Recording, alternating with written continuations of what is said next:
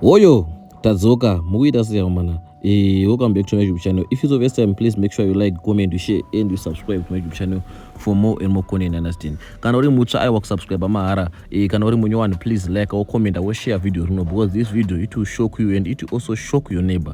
So guys, basically what's happening in this video is we're going to Mbare Musika Masvingo. Guys, I was shocked ndakaona Masvingo because I thought maybe we only have Mbare in town Muharare, Mumbare, in fact in Zimbabwe, Mumbare, Muharare, Muguta. But little do I know kuti we also have a Mbare Lite iri muno Masvingo yakachena yakachengetedzeka uye zvekare Mbare isina tsikidzi yandoda kuti ndikuradze guys. As you can see now I'm on my way to go there and I will show you guys, I will show you everything. As you can see I'm in Masvingo and ndiri pamberi pe Great Zimbabwe University. As you can see behind me there is a Great Zimbabwe city campus, as you can see. So guys, I will show you everything and I will go to the campus interviewing people and stuff. So guys, what's gonna be happening in this video is we are going to Mbare Lite. So if it's the first time, please make sure you like, comment, you share, and you subscribe to my YouTube channel for more and more content, guys, because content ichauya ichangeri content inonakidza, ichangeri content mabviravira, ichangeri content nyama, content pro max. So guys, go with me to the new Mbare Musika. As you can see now I'm still at Pagrain and out here in Masvingo haisi nzvimbo yatinofungira guys, kana nzvimbo yekuti inorumwa vanhu nemota zvatinofungira. Itori nzvimbo yakatonaka zvetodarika dzimwe nzvimbo dziri muHarare. So guys, go with me as I'm going to Mbare Lite. Peace out.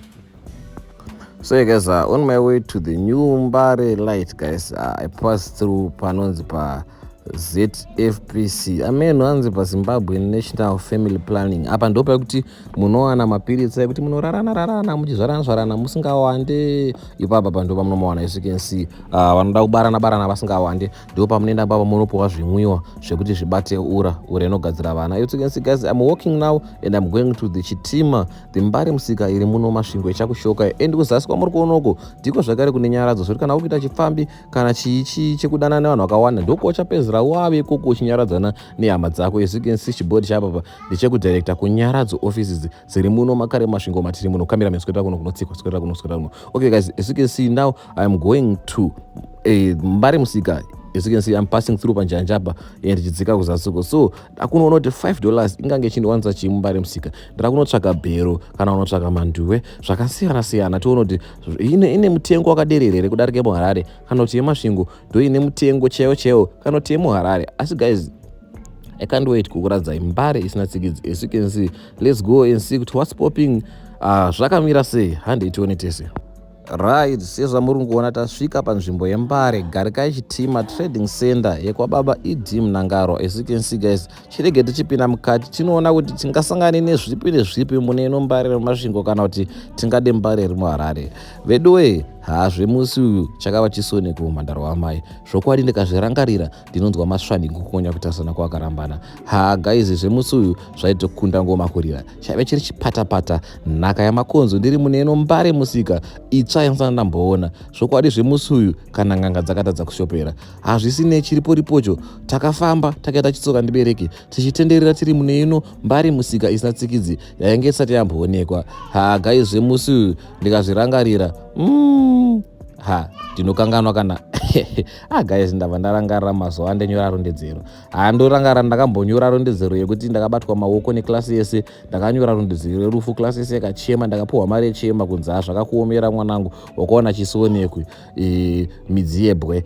Guys, zvakaoma. Anyways guys, tiri kutendera mune ino Mbare Musika. Sezvamuri kuona mune mabhero, manyama, mune hembe, mune bhutsu dziri kutengeswa zvakasiyana zviri muno Mbare. Chakanakira Mbare ndekuti hamuna tsikidzi. Chakanakira Mbare ndekuti makachena, makagezwa, makaropafadzwa. Saka takutsvaka mune bhero rakachena, bhero rine utano, bhero rekuti ndingawane t-shirt here kana manduwe. So guys, ngatindiretese tinoona kuti tingaone zvipi imomo titsvage muMbare. Zvokwadi mwana washe muranda kumwe. Hapana chandaiziya Mbare iyi. Ndaitotungamirwa nakamerameni wangu zvichireva kuti zvakaoma. Mune munhu une simba zvinonzi munhu wese ndishefu kubasa kwake kana vafana vamazuva vakutaura. So guys, ngatendere tone zvakamira seMbare Musika. Zvokwadi vakuru vakareva pavakati muroiroera kure vepedyo vagokureverera. Zvokwadi ndafunga kunoroera kure kunotengera bhero kure kuti vepedyo vagondireverera kuti aiwa mufana unotenga guchu, mufana unopfeka zvemushopo. Aiwa guys, zvisinei ndakanga ndafunga kunotsvaga nguo. Zvakanzi murombo harove chine nguo, asi ndakanga ndafunga kurwa chine nguo. Ndakati ndichitsvaga pane bhero, tichitsvaga pane hembe dzakambopfekwa nevazungu, hembe zvakambopfekwa neavo vekushaya mabvi. Ndakati tendere pana bhero rinavo mwamai vatakaona apa,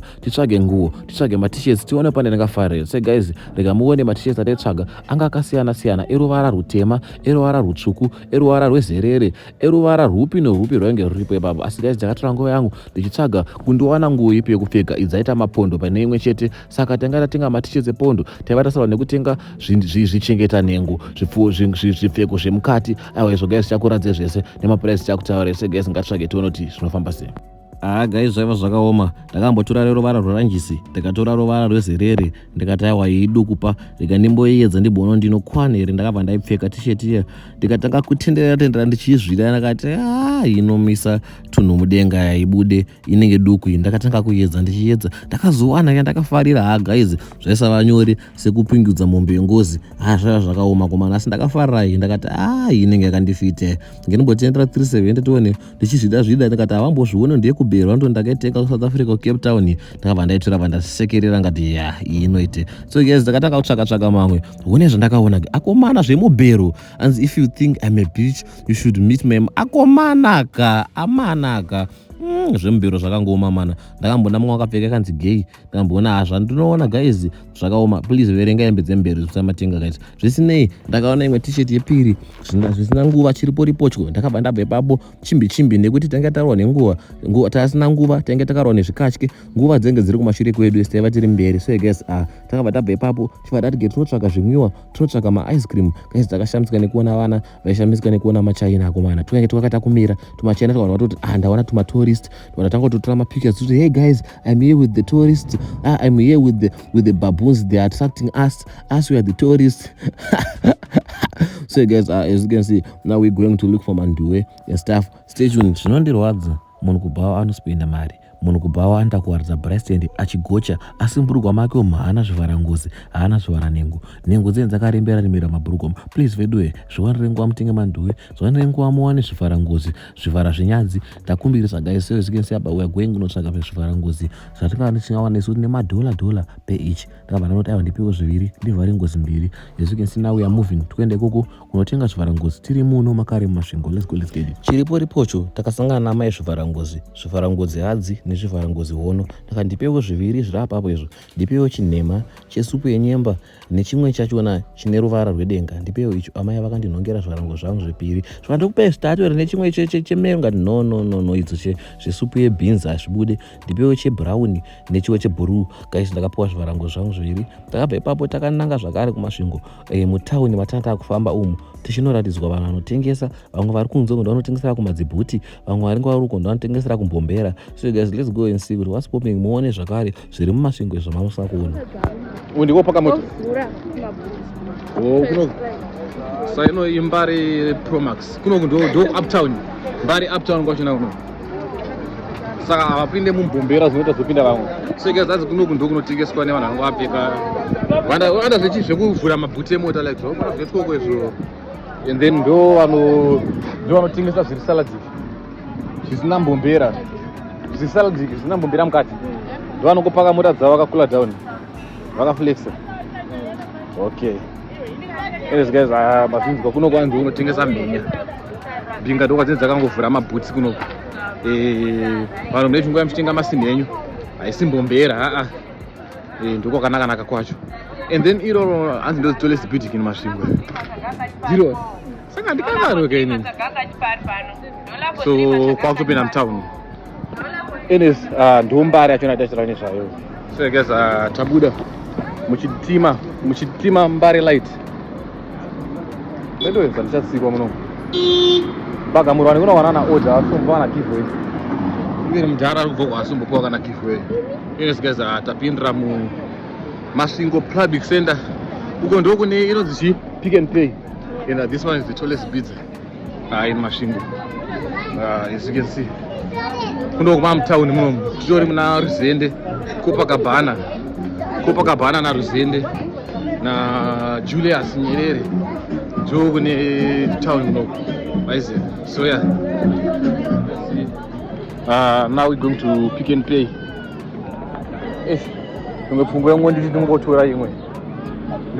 Guys, addiction and ice cream, guys, you don't know how it all. Like, it's too much. This car was parking there yesterday, but can't have any green. Grace Baba, what's not this? This one. Yeah. So guys, this is Pick and Pay. Let's go and check with it. Because the new tire is just too much, and it's crazy. So, then when but when it's around cheaper, we shall go do so. She don't do cheese. But it's a sure around or repasso. How do you know the sea? Done them tandy. Meno. What done them tandy? Spider web. So again, there were done them tandy. In a station.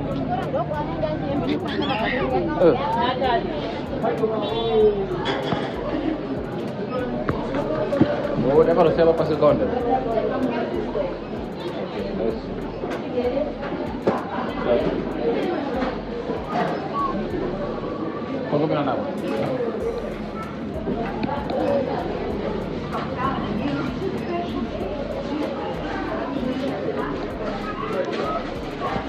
$4. $24 mkaka. Murungu mbotenga yapa. Murungu.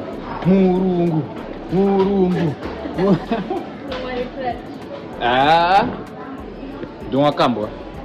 No one wants Cambwa. 17, whatever $17, guys, as you can see. But it's costing $17. Oh, 70 cents, Mari. I'm price don't say why is it in Brazil don't say I'm prices first?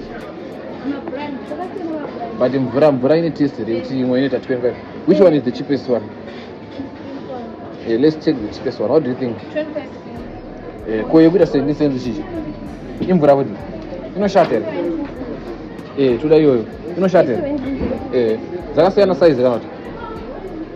Guys, why imvura ichobosiyana ma prices? Yeah? Tora yoyo. Guys, I think one of my shops they're just dramatic for no reason. How can you differentiate mvura? As long as you see sparkling water, then get sparkling water doesn't see. No, blues mara siya fridge yakavurika. Untola kuti munhu ana fridge mumba kwavo. Anyways, what's fair? What's that? Muno musuka rotengeka shamwari 90 cents. Then you don't $1 kuma shoppings, 3 ships.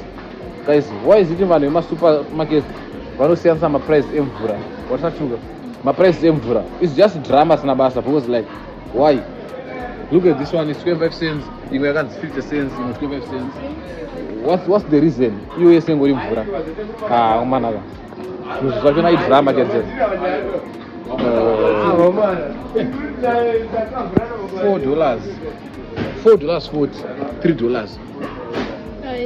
Chingo overrated but not fair. Guys, addiction kaongeka kiona katenga chikafu kana masimu mushop yosvika kuti unatopedza kadibata kana ndachera pa Cape Town kuti karowa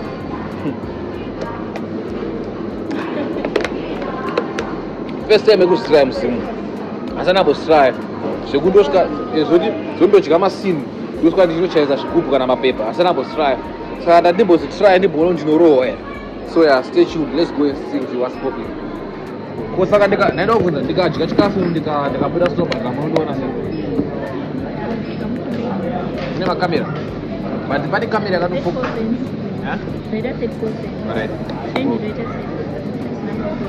mana masini sekeza zvashanda hapana zvavataura hapana zvese zvabuda but guys pane chinhu chikunishamisa oro chinhu chakundibhohwa muno Masvingo attitude kekutoka pina Pick and Pay unobva wanza tina change tikukuisira miko cash kana kuti uda chii unogona kubvunza kuti uda chiko ndatoona chandiri kuda. Why do you ask me kuti tokupa ichi? I think Pick and Pay should stop that system. Oti hatina macoin hatina maziki. What's that? We don't care about that, we just want our change. Kokana ndisina iko cash yacho tokuisira miko cash kana tokupa ichi sio totakura zvimabhiso panova rongo chipiwa change kokana iri mari kombi nekokana recoin rekombi please inonzi Pick and Pay. I'm not happy. Zvindizvo zvakaitika nezuro zvaitika futi nhasi and zvicharambe zvichiitika futi mangwana. Please Pick and Pay, we should stop this behavior. Hatina change tikutoida ndo mari yekombi. Unosvika. Because why do you force us to take won't force us with a biscuit? Do kwira nemabhiso here. Do bhara nemabhiso ngombe. Anyways guys, zvashanda. Abo. Sanzi mvura. Zvashanda mana hapana zvadaitwa. Ndakubhara chigubu changu chakafamba. Anyways, let's go. So mana, those wanga wasuruziya cameraman wangu. Tinaye cameraman ari panapo. Aneti hanzichi one call to take control your sexual and reproductive health rights matter, whether it's family planning or mental health or support. So ava ndo cameraman ava vari panapa. Ndivo muri kuona rava billboard hamusi kuvaona in real life. Saka ndozoona izvo. Saka basa rako nderechicha zvezvo.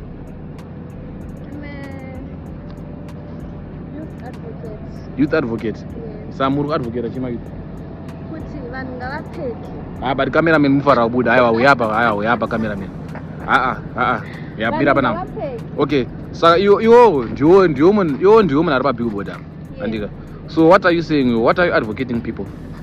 Kuti vanhu ngavapfeke macondoms. Why do you want people to wear condoms? Because we don't want teenage pregnancies. We don't want people having STIs. Yes. Yes. Asi mimi, do you prefer condom rashira muti vanhu vapfeke? Yes, I prefer it. Yet young people are saying ariti, but imi mukuti vanhu ngavapfeke. We don't want teenage pregnancy. Mazvinzwirawo mana kubva kuna advocates vemacondoms vari kuti hanzi vanhu ngavapfeke. So mafans angu, if you are watching this, make sure you are wearing wherever you are. And vari panapa advocate ava munonzi mumasvingo panonzi pachi panapa parengi. As you can see, kana kune vanonga vachida macondoms vacho vanokubata here. Munokwanisa kuapa munoita sei? My Age Zimbabwe Trust. My Age Zimbabwe Trust. Yes, My Age Zimbabwe Trust. My Age Zimbabwe Trust. Yes. And then more about my people. paper. Visit our channel on Facebook, on TikTok. Yeah. Yes. Okay. So guys, mazvinzwira cameraman hanzi munoenda ku my page My Age Trust. My Age Trust. My Age Zimbabwe Trust. My Age Zimbabwe Trust, and then vanokupa ikoko. Anotengeswa? Yes. Anotengeswa? Atengeswa. Okay. Yes, they'll come and. Okay. Mazvinzwira cameraman muri single here? I'm taken. Cameraman are taken. Saka unfortunately hasikwanisa kupa number dza cameraman because cameraman is taken. And muri kupfeka ku relationship here. Cameraman musavada. Anyways guys, mazvinzwira panapa. Ndo zviri kuitika panapa pare irenge chiwe. Hanzi Mutare. Mutare. And then chichinga chakwirwa panapa Harare kwe apasina mabhazi. Chivi. But not as much as Mutare. Event here chicho. Saka. Tapongori pamwe event. Anyways guys, mazvinzwira mana from our cameraman. Ndo patiri panapa parengi. Kunonzi kurengi. Zimba kugeto. Kunonzi zimba dzechi? Tendo zvakadai so. Mikuku guys. Guys, wanaenda razwa kune mikuku. Anonzi mahoki Cape Town ayi ndo inonzi mikuku. Haisi mikuku esachi but ndozvaikada kuita. Kana yamukuku haina zvidhina. But karufu kanenge katafuta iriko mikuku yakadai so ziri kumakombound kuti. Saka zonzi zimba dzenzou. Saka what inspired that? So is it transpired or inspired that name? It's because people just started calling it because yango. Yeah, dating in so. So that's how Zimba and so. Yes, that's crazy. Yes, guys, you know what's going to Zimba and so. As you can see. So anyways guys, I beg guys, thank you for watching the video, and if it's the first time, please make sure you like, comment, share, and you subscribe to my YouTube channel for more and more content. You understand? So yeah, road to 10k. We're not playing 10k this week. Today is what? It's 11, and it's Sunday. 11, 12, 13, 14, 15, 16. 11, 12, 13, 14, 15, 16. So by 18, May. By the 18th of this May, guys, I wanna reach 10k. 10k Mazda coming soon. We're gonna be celebrating 10k next week. As you all know, baby, 21. Okay, let me tell you this. Let me not tell you because it's not necessary. Because I couldn't even understand. But anyways, 10k master coming soon. I can't wait. Tell me which city I'll visit next week for 10k master, baby. We're not stopping. I think we just left with 100 and something people. I think 170 or something. And I know those people will get them. So anyways, guys, Tirimu and Zimbabwe and so what, and we're chilling and we're outside here in Masvingo. Anyways, I bet guys, thank you for watching till the end. Thank you.